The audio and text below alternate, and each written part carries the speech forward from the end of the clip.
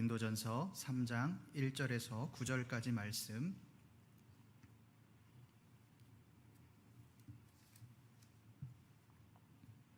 함께 읽겠습니다. 형제들아, 내가 신령한 자들을 대함과 같이 너희에게 말할 수 없어서 육신에 속한 자 곧 그리스도 안에서 어린아이들을 대함과 같이 하노라. 내가 너희를 젖으로 먹이고 밥으로 아니하였노니 이는 너희가 감당하지 못하였음이거니와 지금도 못하리라. 너희는 아직도 육신에 속한 자로다. 너희 가운데 시기와 분쟁이 있으니 어찌 육신에 속하여 사람을 따라 행함이 아니리요. 어떤 이는 말하되 나는 바울에게라 하고 다른 이는 나는 아볼로에게라 하니 너희가 육의 사람이 아니리요. 그런즉 아볼로는 무엇이며 바울은 무엇이냐? 그들은 주께서 각각 주신 대로 너희로 하여금 믿게 한 사역자들이니라.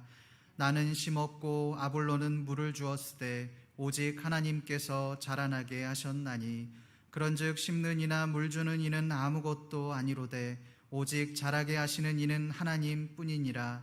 심는 이와 물 주는 이가 한 가지이나 각각 자기가 일한 대로 자기의 상을 받으리라. 우리는 하나님의 동역자들이요 너희는 하나님의 밭이요 하나님의 집이니라. 아멘.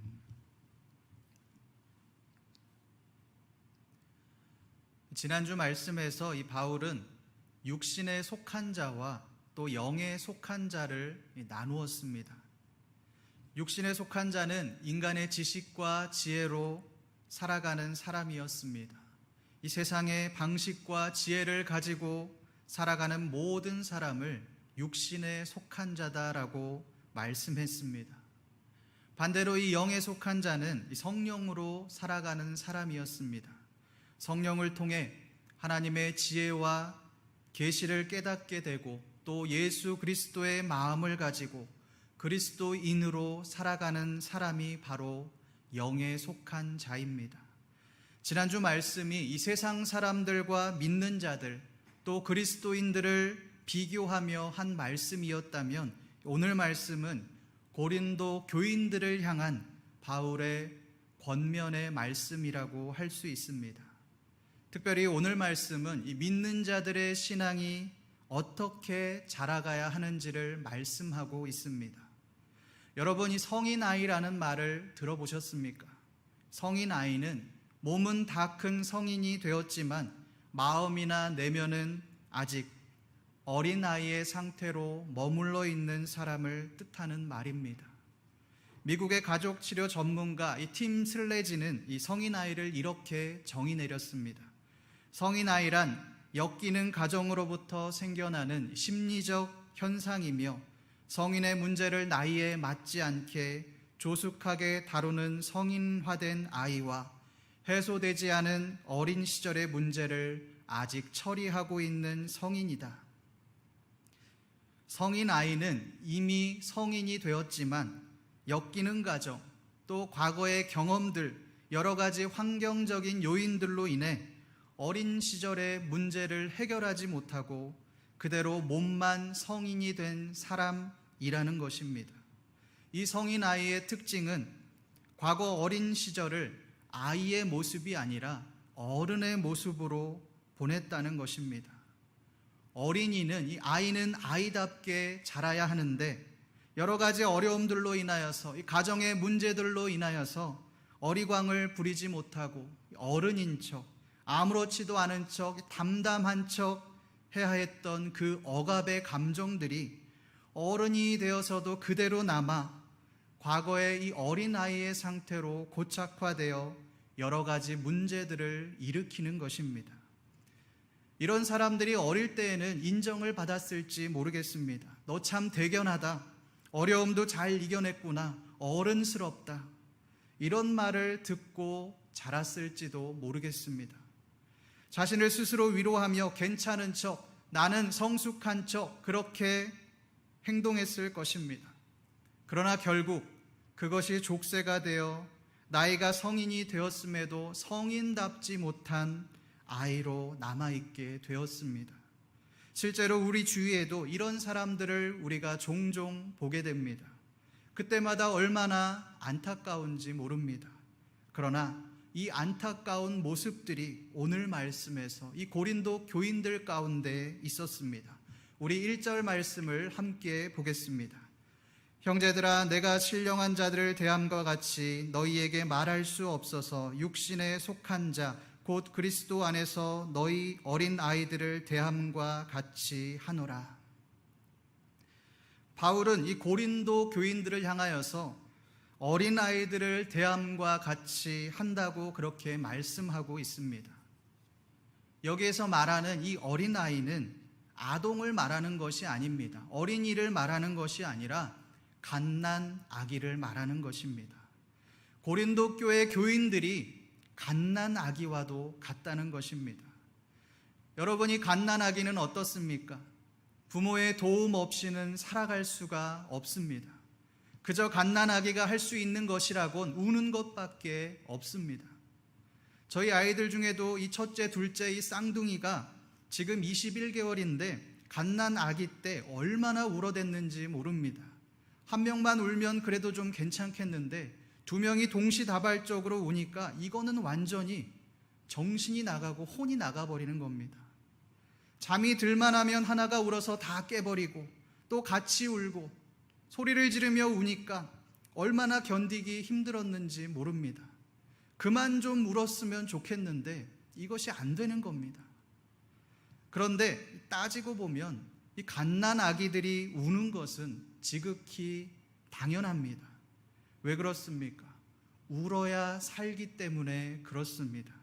울어야 우유를 먹을 수 있고, 울어야 기저귀를 갈아주고, 울어야 잠잘 수 있는 환경이 조성이 됩니다. 울지 않으면 부모가 알 수 없습니다. 갓난 아기 때는 이 아기가 원하는 대로 부모가 다 해줄 수밖에 없습니다. 왜 그렇습니까?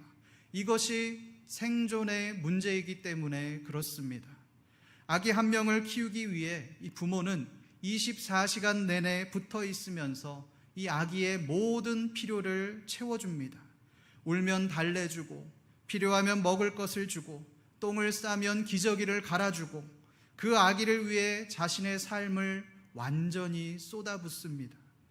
바울이 고린도 교회 성도들을 이 어린 아이를 대함과 같이 대했다는 것은 바로 이런 뜻입니다. 갓난 아기와 같이 아무것도 할 수 없는 그 어린아이 신앙을 가진 고린도 교회 성도들을 어르고 달래고 먹이고 입혀가며 그 신앙이 자라도록 기도하고 온 신경을 쏟았다는 것입니다.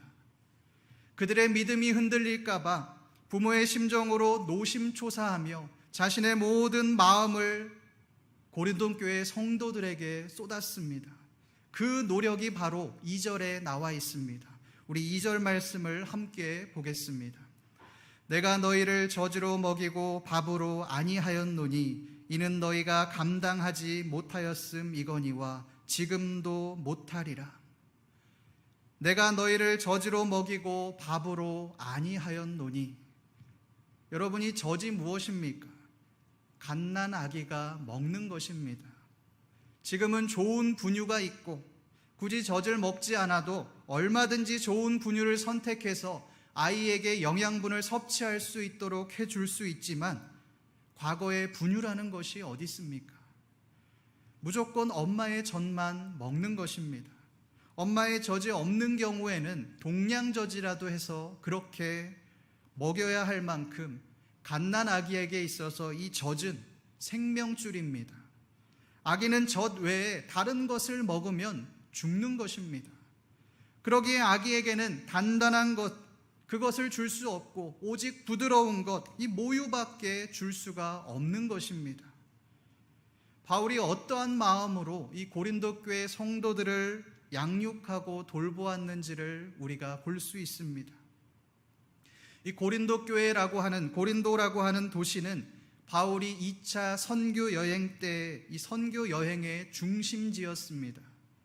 그곳에서 바울은 1년 6개월 동안을 사역했습니다. 바울이 그곳에서 사역하는 동안 수많은 사람들이 예수님의 제자가 되었고 수많은 교회들이 고린도에 세워졌습니다.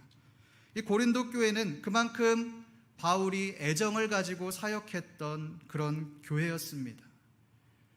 그들의 대부분은 초신자들이었기에 바울은 고린도 교인들을 어린 아기를 다루듯이 조심스럽게 부모의 심정을 가지고 품고 사랑하며 젖을 먹이고 양육하였습니다.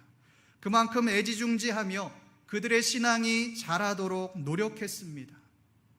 그렇게 온 정성을 쏟고 바울은 복음 전도를 위해 다른 지역으로 떠났습니다. 부모로서 이 갓난 아기에게 해줄 수 있는 것들, 모든 것들을 다 해주고 떠난 것입니다. 그리고 시간이 흘렀습니다. 그러면 이 고린도 교회 성도들이 어떻게 되어야 합니까? 그들의 믿음이 자라야 되겠죠. 신앙이 성숙해져야 되겠죠. 이제는 더 이상 어린아이가 아니라 성인이 되어야 정상입니다. 그런데 그들이 어떻게 되었습니까?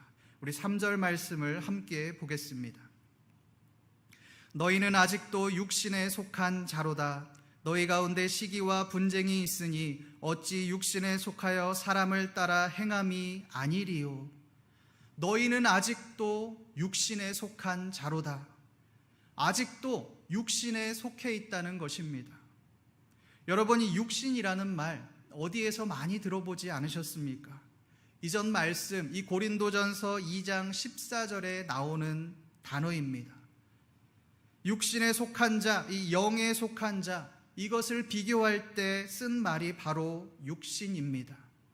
하나님을 알지 못하는 이 세상의 지혜와 또 세상에서 없어질 통치자들의 지혜를 따르는 그 사람들을 의미할 때 육신에 속한 자라는 말을 사용했습니다. 즉 하나님을 믿지 않는 사람들, 세상에 속한 그 사람들을 향하여 쓰인 말이 바로 육신에 속한 자입니다. 그러나 이 여기에서의 육신에 속한 자는 앞선 말과는 다른 뜻입니다. 여기에서 쓰인 단어는 하나님과 반대되는 개념이 아닙니다. 사르키노이, 신앙은 가지고 있지만, 믿음은 가지고 있지만 아직도 육신, 세상의 것들을 버리지 못하는 사람들을 의미하는 말입니다.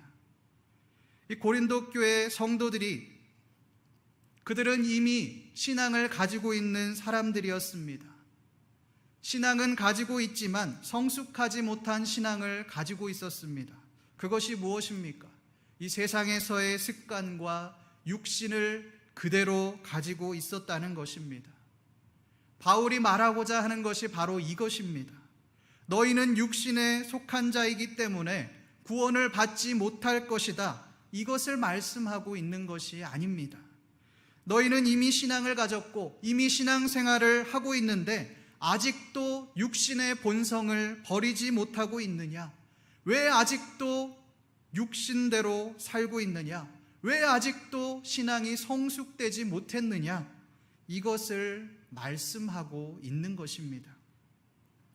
성도 여러분, 이 그리스도인으로 산다는 것은 그냥 그리스도만 믿고 예수님만 믿고 예배에 나오는 것을 의미하는 것이 아닙니다. 그리스도를 믿음으로 내가 완전히 변화되는 것입니다. 그냥 신앙의 행위만 달라지는 것이 아니라 우리의 전 인격이 완전히 변화되는 것입니다. 이것을 거듭남이라고 합니다. 거듭남이라고 하는 것은 단순히 예배에 나오는 것, 그것을 의미하는 것이 아닙니다. 단순히 하나님 앞에 봉사하고 헌신한다고 해서 그것이 거듭난 사람이라고 할 수 없습니다. 내가 이전까지 육신의 삶을 살았다면 이제는 완전히 하나님의 사람으로 탈바꿈하는 것이 거듭남입니다. 이전까지 육신에 속하여 이 죄를 짓고 살았다면 이제는 거듭남으로 말미암아 그 죄악된 길에서 돌아선 삶을 사는 것입니다. 성도 여러분, 이 그리스도인이라고 하는 것은 바로 이 거듭남의 삶을 사는 사람들입니다. 믿음이 있다고 하지만 아직도 이 육신의 삶을 그대로 살고 있다면, 이 죄악을 버리지 못하고 있다면 우리는 고린도 교인들과 같이 아직도 젖을 먹고 있는 어린 아이와도 같은 삶을 살고 있는 것입니다. 제가 예전에 이 다른 교회에서 사역을 할 때의 일입니다. 점심때가 돼서 혼자 밥을 먹으려고 식당에 들어갔는데 거기에 교회 집사님들 몇 분이 식사를 하고 계시는 겁니다.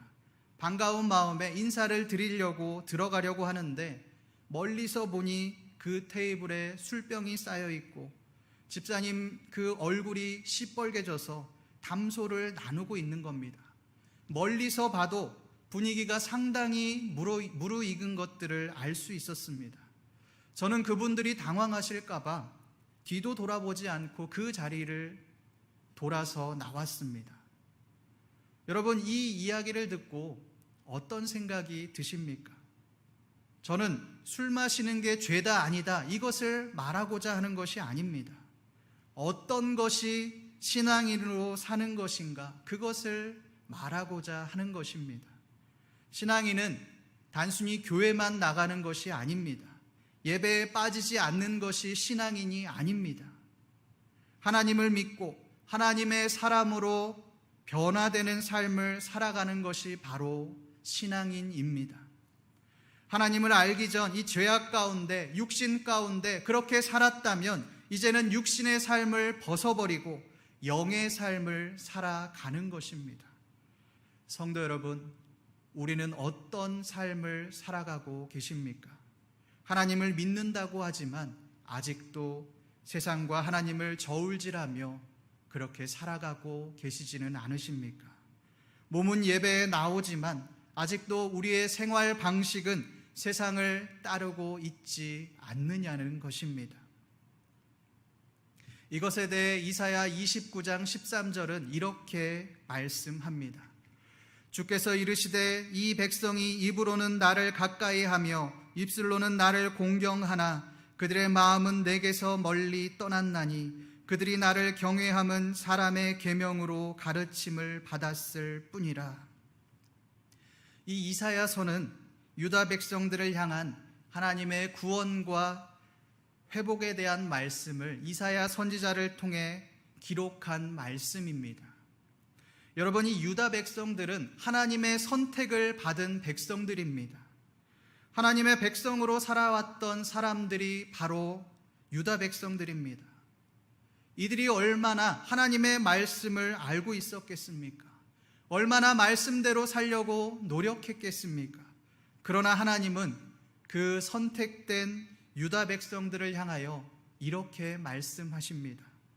이 백성이 입으로는 나를 가까이 하며 입술로는 나를 공경하나 그들의 마음은 내게서 멀도다. 내게서 멀리 떠났나니.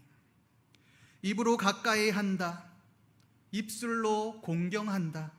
겉으로는 하나님을 경외하고 또 귀하게 여긴다는 것입니다. 하나님 앞에 예배를 드리고 금식도 하고 예물도 드리고 그렇게 한다는 것입니다. 경건의 모든 모양을 다 갖추었습니다. 그런데 무엇이 문제입니까? 그들의 마음은 내게서 멀리 떠났나니. 제일 중요한 이 마음이 하나님께 향해 있지 않았습니다. 신앙의 행위는 있지만 그 마음은 다른 데로 가 있었습니다. 하나님을 믿지만 아직도 우상을 숭배하고 있었고, 하나님을 믿지만 아직도 이방 문화를 그대로 버리지 못한 채 유지하고 있었습니다. 신앙은 그저 부모와 조상들에게 배운 계명과 관습에 불과한 겁니다. 그저 습관처럼 예배하고 제사를 드린 겁니다. 성도 여러분, 이것이 과연 진짜 하나님을 경외하는 것이라고 말할 수 있습니까? 그렇지 않습니다. 이것은 하나님을 경외하는 것이 아닙니다. 그저 신앙의 모양만 갖추는 것입니다. 형식만 갖추는 것입니다. 진짜 하나님을 경외한다면 우리의 삶이 하나님을 위한 삶이 되어야 합니다. 과거의 세상의 방식으로 살던 그 죄악된 육신의 방식을 벗어나, 세상의 방식을 벗어나 이제는 하나님이 원하는 방법대로 삶을 살아가야 하는 것입니다. 바울은 고린도 교인들을 향하여 이렇게 말씀합니다. 너희는 아직도 육신에 속한 자로다. 이 말을 바울의 심정을 담아 표현하면 이렇습니다. 너희는 이제 신앙이 자라야 하는데 아직도 육신에 속해 있느냐? 아직도 과거의 죄인된 삶의 방식을 버리지 못했느냐? 아직도 어린아이 신앙에 머무른 이 고린도 교인들을 향하여서 안타까움에 부르짖고 있습니다. 여러분, 이 바울이 왜 이렇게 안타까워합니까? 너희 가운데 시기와 분쟁이 있으니, 고린도 교회 내에 시기와 분쟁이 있었기 때문입니다. 이 분쟁이라는 말은 헬라어로 에리스라는 말입니다. 뜻은 다툼, 투쟁, 논쟁이라는 뜻입니다. 여러분, 이 다툼, 투쟁 이런 말들은 무엇을 할 때 어울리는 말입니까? 전쟁에 참여하는 군인이나 아니면 사람들과 싸우는, 목숨을 걸고 싸우는 격투사들에게나 어울리는 말입니다. 그만큼 강력한 표현입니다. 그런데 이 바울이 고린도 교회를 향하여서 이렇게 강력하게 이야기하는 이유가 무엇이겠습니까? 서로 사랑해야 할 교회가 나는 바울파, 나는 아볼로파, 게바파, 그리스도파로 파벌을 나누고 편가르기를 했기 때문입니다. 사랑을 나누고 그리스도의 사랑을 전해야 할 교회가 싸움터로 전락해 버렸기 때문입니다. 바울은 이 고린도 교회가 이렇게 된 이유를 무엇이라고 보고 있습니까? 바울을 하나님처럼 여기고 또 아볼로를 하나님같이 여겼다는 것입니다. 우리 5절 말씀을 함께 보겠습니다. 그런즉 아볼로는 무엇이며 바울은 무엇이냐? 그들은 주께서 각각 주신 대로 너희로 하여금 믿게 한 사역자들이니라. 바울과 아볼로는 도대체 무엇이냐는 것입니다. 고린도 교인들은 이 바울을, 아볼로를 위대한 지도자로 여겼습니다. 그것이 점점 커지다 보니 하나님을 바라봐야 할 성도들이 하나님이 아니라 바울과 아볼로를 바라보게 되었습니다. 하나님이 주인이 아니라 이 바울과 아볼로가 그 하나님의 위치에 자리 잡게 되었습니다. 이것에 대해 바울은 이렇게 말씀합니다. 그들은 주께서 각각 주신 대로 너희로 하여금 믿게 한 사역자들이니라. 그들은 하나님이 아니다. 그들은 위대한 사람도 아니다. 단지 너희를 하나님께로 인도한 사역자들에 불과하다는 것입니다. 여러분, 여기에서 보면 이 사역자로 사용된 헬라어를 보면 디아코노이라는 말이 있습니다. 이것은 뭐뭐를 통하여라는 뜻을 지닌 디아와 또 먼지라는 뜻을 가진 코니스의 합성어입니다. 해석하면 이 사역자는 먼지와도 같은 자라는 뜻입니다. 이 복음서에서도 이 사역자를 섬기는 자, 하인이라고 그렇게 기록했습니다. 성도 여러분, 이 사역자가 무엇입니까? 하나님의 사역을 위해, 복음을 위해 섬기는 자입니다. 사람들을 하나님께로 인도하기 위해 먼지와도 같은 자가 되는 것이 바로 사역자입니다. 그러나 이 오늘날 한국교회는 이 사역자의 의미를 잘못 인식하고 있는 것 같습니다. 사역자가 마치 하나님과 같은 동급에 위치해 있고 사역자의 말과 생각이 마치 하나님의 말인 것처럼 인식하는 것들을 우리가 보게 됩니다. 여러분, 이것은 굉장히 잘못된 것입니다. 사역자는 하나님이 아닙니다. 그저 복음을 위해 섬기는 자입니다. 예전에 어떤 목사님의 설교를 듣다가 이런 말을 들은 적이 있습니다. 이분은 굉장히 유명하고 한국교회에서 인정받는 분인데 설교 중에 이렇게 말씀하시는 겁니다. 저를 믿지 마십시오. 저는 하나님이 아닙니다. 저는 인간이기 때문에 실수할 수 있습니다. 넘어질 수 있습니다. 저도 그렇게 될까봐 너무도 무섭습니다. 만약에 제가 그런 일을 한다면, 나쁜 짓을 한다면 저를 뿌리치고 저를 야단쳐 주십시오. 여러분, 이 말이 정말 솔직한 그런 말 아니겠습니까?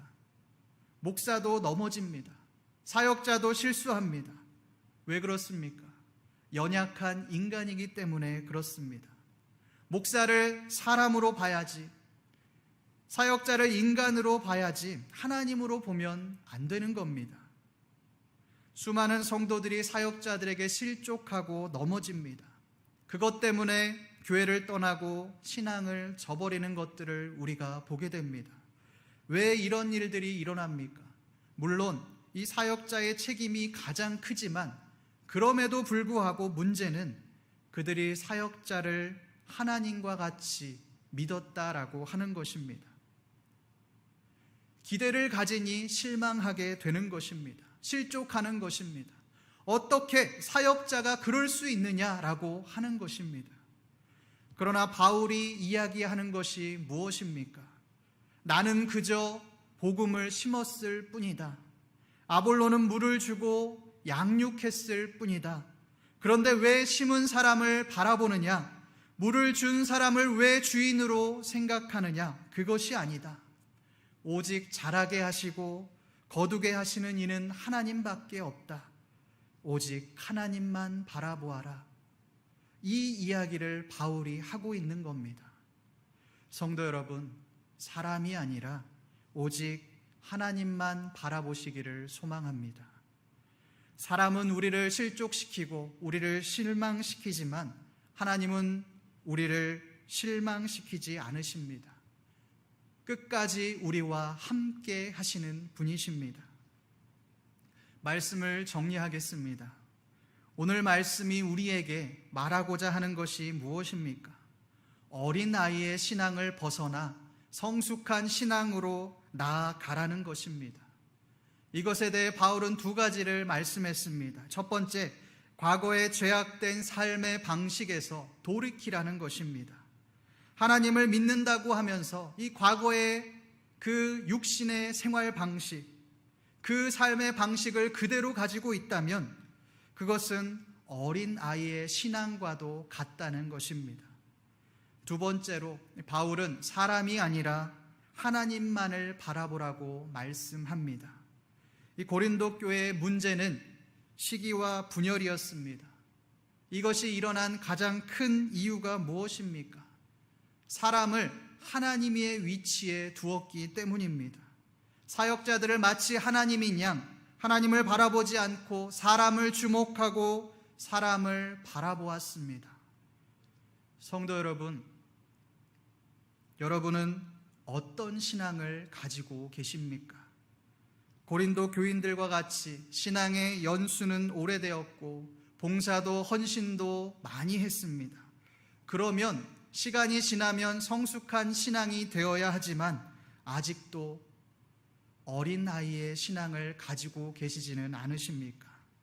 아직도 영으로 사는 것이 아니라 육신으로 살아가고 계시지는 않으십니까? 바울은 그런 우리를 향하여 이렇게 말씀합니다. 너희가 아직도 육신에 속해 있느냐?